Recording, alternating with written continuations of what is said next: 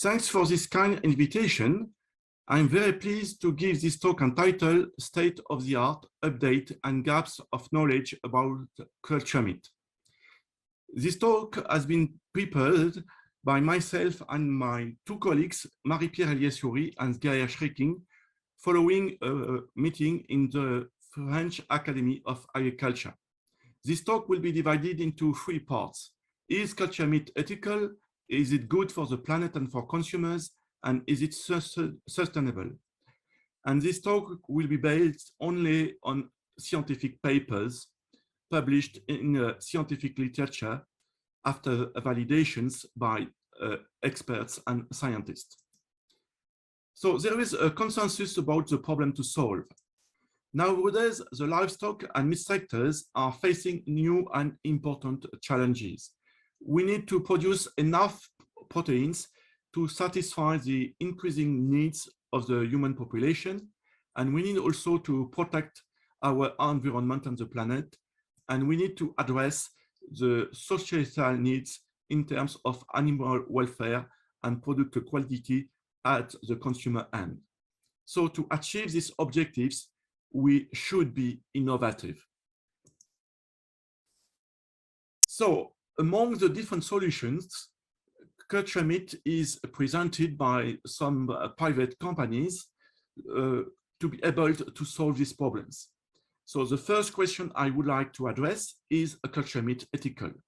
Yes, culture meat is supposed to save the life of animals, but this is a simplistic view. Indeed, culture meat is presented as an alternative to intensive livestock farming. So it might be the beginning of the end of livestock, but in reality, we need livestock to valorize non-convertible grasslands and forages and co-products that cannot be valorized by human beings. In other words, grass and forages are converted by livestock into proteins of good quality from meat and dairy products. Today, there is a wide range of alternatives to meat, including mixing plant and animal proteins. So you have different models depending on the country, and the competition between culture meat and other meat alternatives is very tough. We should also consider the cultural symbolic relationships between human beings and their food and meat, and also with the rural world, I mean the countryside in which you have livestock and farmers.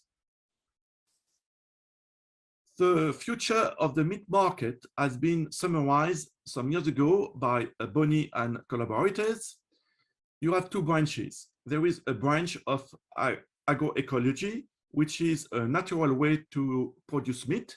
You have also meat substitutes, which mostly belong to the agroecology pathway.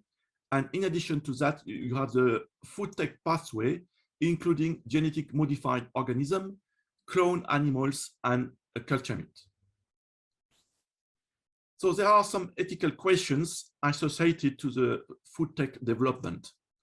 One of them is the following. What will be the future of patches, agriculture, landscape, and the countryside with fewer farm animals, and consequently, fewer farmers and citizens in the countryside? This will be associated with a decline in plant biodiversity and a decline in rural life. And what will be the future of traditional farmers, especially in poor and developed countries, if there are fewer farm animals in the countryside?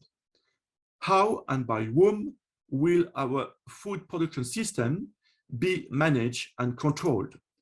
And do we want huge food tech companies to manage the production and quality of our food instead of local farmers? So this is a very important ethical questions for the future of our society. In the second part of this talk, I will address this question, is it good? And first, is culture meat good for the planet?